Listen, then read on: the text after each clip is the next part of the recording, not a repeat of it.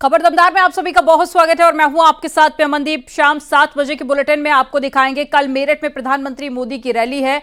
Rally को लेकर सभी तैयारियां पूरी कर ली गई है। सुरक्षा के कड़े इंतजाम किए गए हैं। लखनऊ में मिशन 80 को लेकर बीजेपी की बैठक हुई और चुनाव में जीत को लेकर रणनीति बनी है। आज किन किन विभूतियों को भारत रत्न मिला है, ये भी आगे आपको विस्तार से बताएंगे। माफिया मुख्तार आज मिट्टी में मिल गया। गाजीपुर में कैसे है माहौल, ये भी आगे आपको बताएंगे। और आज पुलिस ने किस तस्कर पर कार्रवाई की है, आगे आपको विस्तार से दिखाएंगे। और साथ ही गाजियाबाद में रफ्तार के कहर में कितने लोगों की जान गई है, ये भी जानेंगे। और इसके अलावा दूसरी बड़ी खबरें भी होंगी। प्रधानमंत्री मोदी कल मेरठ में एक बड़ी चुनावी रैली को संबोधित करेंगे। प्रधानमंत्री मोदी दोपहर 2 बजे के बाद में मेरठ पहुंचेंगे और साथ ही मोदीपुरम स्थित केंद्रीय आलू अनुसंधान संस्थान में प्रधानमंत्री मोदी की जनसभा होनी है। CM Yogi Adityanath, UP BJP के अध्यक्ष भूपेंद्र चौधरी मौजूद रहेंगे। और इस बार जनसभा खास है क्योंकि मंच पर आरएलडी के मुखिया जयंत चौधरी भी मौजूद रहेंगे। एनडीए के साथी भी मंच पर नजर आएंगे और पीएम मोदी के साथ में रालोद मुखिया जयंत चौधरी, केंद्र में मंत्री अनुप्रिया पटेल, प्रदेश में कैबिनेट मंत्री ओम प्रकाश राजभर और कैबिनेट मंत्री संजय निषाद भी मंच पर मौजूद रहेंगे। एनडीए में शामिल विभिन्न राजनीतिक पार्टियों के मुखिया एकजुटता का संदेश देते हुए नजर आएंगे। हरियाणा के सीएम भी नायब सैनी भी प्रधानमंत्री मोदी की रैली में शामिल होने के लिए मेरठ पहुंचेंगे।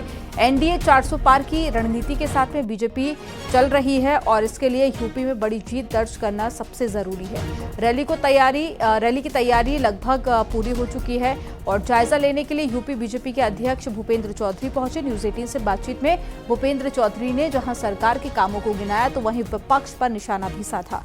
वहीं बीजेपी नेता संगीत सोम ने कहा है कि यूपी की सभी सीटें जीतेंगे।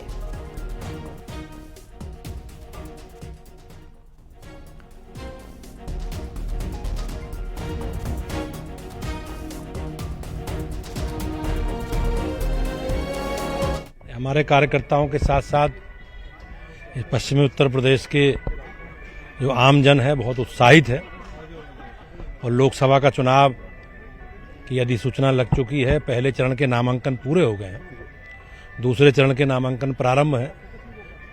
निश्चित रूप से माननीय प्रधानमंत्री जी का शुभागमन हमारे लिए बहुत संभावनाओं और अपेक्षाओं भरा है और हमारी सरकार ने माननीय मोदी जी के नेतृत्व में 10 सालों में काम किए, उन कामों का लेखा जोखा लेकर, रिपोर्ट कार्ड लेकर माननीय प्रधानमंत्री जी हमारे बीच में। देखिए, हमेशा जब भी प्रधानमंत्री जी यूपी में चुनावी शुरुआत करते हैं या देश में चुनावी शुरुआत करते हैं तो पश्चिमी उत्तर प्रदेश में सबसे पहली रैली मेरठ होती है। इस बार भी वही है और हम लोगों का टारगेट जो 400 पार का है उसे उत्तर प्रदेश और पश्चिमी उत्तर प्रदेश पूरा करेगा। आप निश्चित समझिए कि कल की रैली के बाद भारतीय जनता पार्टी की उत्तर प्रदेश में 80 से 80 सीटें भारतीय जनता पार्टी जीती है, बाकी किसी का कोई मतलब नहीं। प्रधानमंत्री नरेंद्र मोदी 31 मार्च को पश्चिमी उत्तर प्रदेश की धरती से हुंकार भरेंगे। प्रधानमंत्री नरेंद्र मोदी मेरठ से चुनावी शंखनाद करेंगे। प्रधानमंत्री नरेंद्र मोदी 31 मार्च को तकरीबन 2 बजे मेरठ पहुंचेंगे और विशाल जनसभा को संबोधित करेंगे। इस जनसभा में एनडीए का कुनबा भी मौजूद रहेगा। कैमरा पर्सन अभिषेक शर्मा के साथ उमेश श्रीवास्तव, न्यूज 18, मोदीपुरम, मेरठ। लखनऊ में बीजेपी चुनाव संचालन समिति की बैठक हुई और सीएम आवास पर हुई बैठक में लोकसभा चुनाव को लेकर चर्चा की गई। बैठक में CM Yogi Adityanath, UP BJP Lok Sabha प्रभारी बैजयंत पांड्या, ब्रजेश पाठक और साथ ही तमाम नेता मौजूद रहे। बैठक के बाद में डिप्टी सीएम ब्रजेश पाठक ने कहा कि 80 सीटों को लेकर चर्चा हुई है, सभी को जिम्मेदारी सौंपी गई है। ब्रजेश पाठक ने कहा कि पीएम मोदी के कामों को जनता तक पहुंचाना है।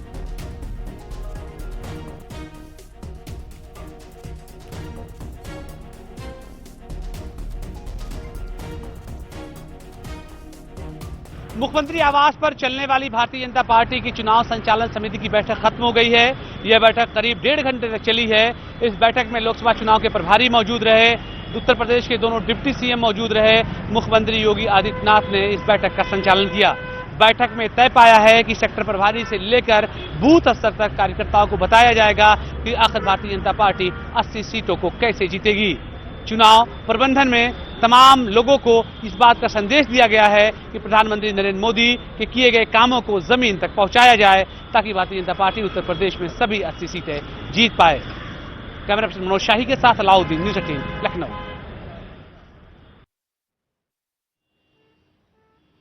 किन मुद्दों पर चर्चा? देखिए, उत्तर प्रदेश में चुनाव का वातावरण है और हम लोगों ने बैठ करके उत्तर प्रदेश के लोकसभा के चुनाव की दृष्टि से चर्चा की है और 80 में 80 सीटें हम लोग जीतेंगे।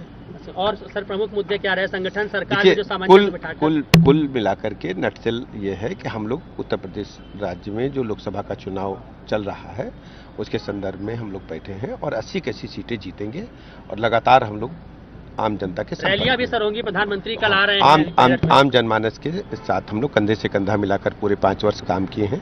माननीय मोदी जी की गरीब कल्याण योजनाओं ने जन जन में पैठ बनाई है। लोगों का भरोसा भारतीय जनता पार्टी पर लगातार बढ़ रहा है। आप देखेंगे कि हम 80 की 80 सीटें प्रचंड बहुमत के साथ जीतेंगे। लोकसभा चुनाव को लेकर बीजेपी तैयारी में जुटी हुई है। बीजेपी लोकसभा प्रभारी बैजयंत पांडा ने प्रदेश मुख्यालय में चुनावी संचालन समिति के साथ में चुनाव की तैयारियों की समीक्षा की। बैठक में यूपी बीजेपी के सह प्रभारी विधायक संजीव चौरसिया, रमेश बिधूड़ी और साथ ही संजय भाटिया भी मौजूद रहे। मंत्री जेपीएस राठौर भी बैठक में मौजूद रहे।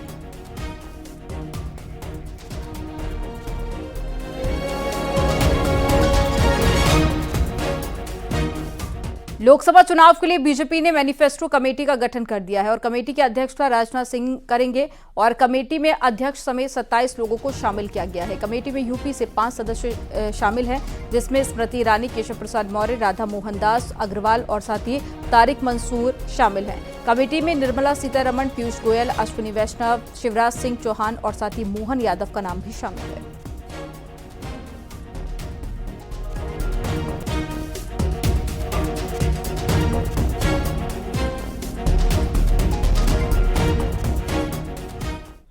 लखनऊ में आज सीएम आवास पर वाटर वुमेन के नाम से मशहूर शिप्रा पाठक ने सीएम योगी से खास मुलाकात की।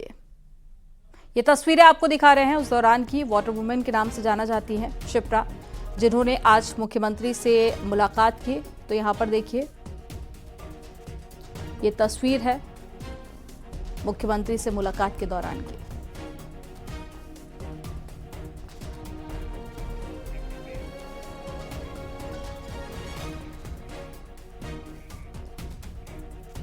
इस बार क्या मुजफ्फरनगर से कई मिथक टूटेंगे, क्योंकि यहां से किसी की भी हैट्रिक नहीं लगी है।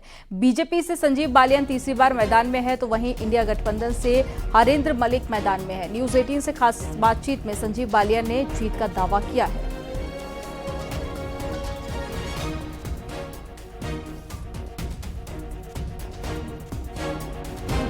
सवाल यही कि मुजफ्फरनगर सीट एक ऐसी है, इसके लिए कहा जाता है यहाँ जीत की कभी हैट्रिक नहीं लगती। आप इसको बदल पाएंगे क्या? पक्का 100%। मैं अंधविश्वासी नहीं हूँ, ना मैं आंकड़े देखता। पिछली बार मेरे सामने पूरा महागठबंधन था, सभी पार्टियां एक साथ थी, कांग्रेस, राष्ट्रीय लोकदल, बसपा और सपा। उसके बाद भी मुजफ्फरनगर जनपद की जनता का आशीर्वाद मुझे मिला था। अब तो राष्ट्रीय लोकदल भी हमारे साथ है, बसपा अलग लड़ रही है, तो कहीं कुछ दिखाई तो दे नहीं रहा। अच्छा, कामकाज की बात करें तो आप जनता के बीच में क्या ले जाएंगे? ये भरोसा जो आपका है कि हम अंधविश्वास पे नहीं जाते, विकास और काम की आप बात करते हैं, तो उसका आधार क्या है? कुछ काम बताइए जनता को। आप दिल्ली से आई हैं, दिल्ली से मेरठ आने में 1 घंटा लगा होगा, तकरीबन 40-45 मिनट। 40-45 मिनट। पहले आती 4 घंटे लगते हैं। बिल्कुल। फिर आप खतौली पहुंची हैं जी, खतौली से आप कटली आई हैं, कितना समय लगा खतौली से कटली? 15 मिनट। 15 मिनट। कैसी सड़क थी? दिल्ली जैसी है कि नहीं है?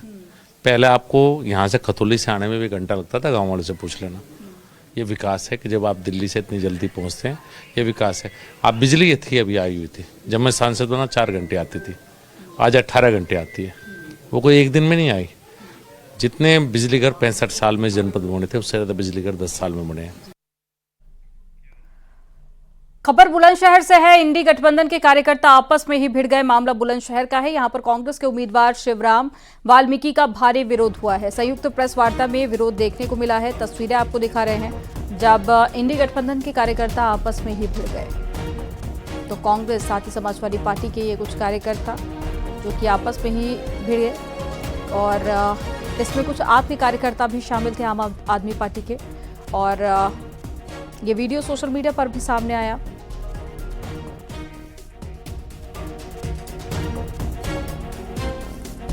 राष्ट्रपति भवन में भारत रत्न समारोह का आयोजन हुआ और पूर्व पीएम चौधरी चरण सिंह नरसिम्हा राव और पूर्व सीएम कर्पूरी ठाकुर और कृषि वैज्ञानिक डॉक्टर MS स्वामीनाथन को मरणोपरांत भारत रत्न सम्मान दिया गया है। राष्ट्रपति द्रौपदी मुर्मू ने इन विभूतियों के परिजनों को भारत रत्न सम्मान सौंपा। पूर्व उप प्रधानमंत्री लालकृष्ण आडवाणी को कल ये सम्मान दिया जाएगा। चौधरी चरण सिंह के पोते जयंत सिंह, कर्पूरी ठाकुर के बेटे रामनाथ ठाकुर ने ये सम्मान लिया।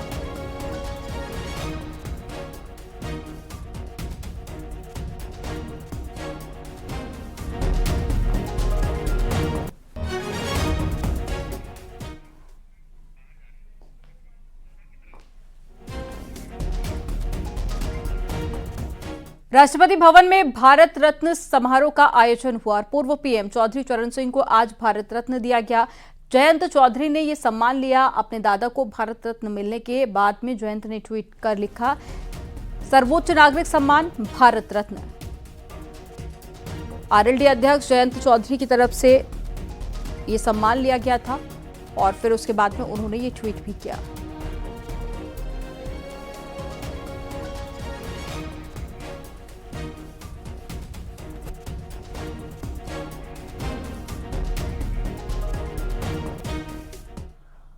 पूर्व पीएम चौधरी चरण सिंह को आज भारत रत्न मिला। चौधरी साहब को भारत रत्न मिलने पर आरएलडी दफ्तर में खुशी का माहौल देखने को मिला। आरएलडी नेताओं ने मिठाई बांटी और एक दूसरे को मिठाई खिलाकर जश्न मनाया। तो तस्वीरें आपको दिखा रहे हैं। एक तरफ आप देखिए चौधरी चरण सिंह को जो सम्मान दिया गया वो उनके पोते जयंत चौधरी ने दिया। दूसरी तस्वीर आप देखिए, ये आरएलडी दफ्तर की तस्वीरें हैं जहां पर कार्यकर्ता और समर्थक अपनी खुशी का इजहार करते हुए नजर आए। एक दूसरे को मिठाई खिलाकर जश्न का माहौल देखा गया। तो देखिए जो राहगीर थे उनको भी मिठाई बांटी जा रही है, खुशी मनाई जा रही है।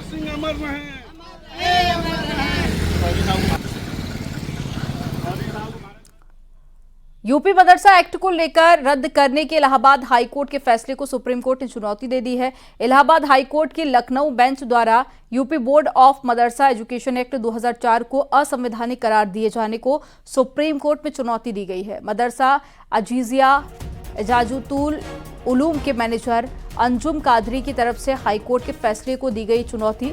याचिका में कहा गया कि हाईकोर्ट के पास ये अधिकार नहीं है कि वह इस एक्ट को रद्द कर दे।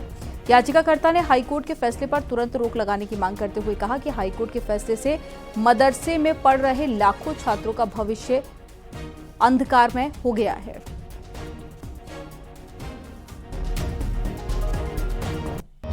पिटिशनर जो हैं अंजुम कादरी साहब, वो ये चाहते हैं कि तुरंत जो है इस पर सुनवाई हो करके इसको आर्डर को स्टे कर दिया जाए, क्योंकि अगर ये काम नहीं होता है तो बच्चों का अंधकारमय जीवन हो जाएगा जो इस समय वहाँ पढ़ाई कर रहे हैं। और पिटिशनर की मांग ये है कि हाई कोर्ट जो क्वालिटी एजुकेशन को लेकर के बात कह रहा है, क्वालिटी एजुकेशन क्या किसी एक प्रॉपर लैंग्वेज में होती है या किसी सब्जेक्ट को लेकर के होती है, इस पर भी ऑनरेबल सुप्रीम कोर्ट से विचार करने के लिए कहा गया है। क्योंकि राइट टू एजुकेशन में जो आर्टिकल 21A में ऑनरेबल सुप्रीम कोर्ट ने लॉ सेटल किया है। सांपों के लिए क्रूरता करने के मामले में कोर्ट के आदेश पर गुरुग्राम पुलिस ने यूट्यूबर एल्विश यादव और गायक फाजिलपुरिया उर्फ राहुल यादव के खिलाफ मामला दर्ज किया है। वन्य जीव संरक्षण सौरभ गुप्ता की याचिका पर कोर्ट ने यह आदेश दिया है। कोर्ट के आदेश पर थाना बादशाहपुर पुलिस ने एल्विश यादव और गायक फाजिलपुरिया के गाने शूटिंग के दौरान में अवैध रूप से सांपों का इस्तेमाल और साथ ही अभद्र भाषा का इस्तेमाल करने के कारण एल्विश यादव और फाजिलपुरिया पर मुकदमा दर्ज किया। एल्विश यादव की मुश्किलें पहले ही बढ़ी हुई हैं, एक और मामला दर्ज हो गया है। साथ ही आपको बता दें कि फाजिलपुरिया के साथ में एक वीडियो वायरल हुआ था एल्विश यादव का, उसमें वो हाथों में सांप पकड़े हुए भी नजर आए थे। और अब जो मामला दर्ज किया गया है ये उसी से जुड़ा हुआ है, एल्बम का गाना था और साथ ही अभद्र भाषा का इस्तेमाल करने पर भी ये मुकदमा दर्ज हुआ है। गाजियाबाद में तेज रफ्तार कार और ट्रक की आमने सामने टक्कर हो गई। इस हादसे में ड्राइवर की मौके पर ही मौत हो गई और कई छात्र गंभीर रूप से घायल हो गए, जिन्हें नजदीकी अस्पताल में भर्ती कराया गया। बाद में इलाज के दौरान 2 छात्र की भी मौत हो गई। दिल्ली मेरठ एक्सप्रेसवे पर यह हादसा हुआ। कार में 11 बच्चे सवार थे। हादसे का सीसीटीवी फुटेज भी सामने आया।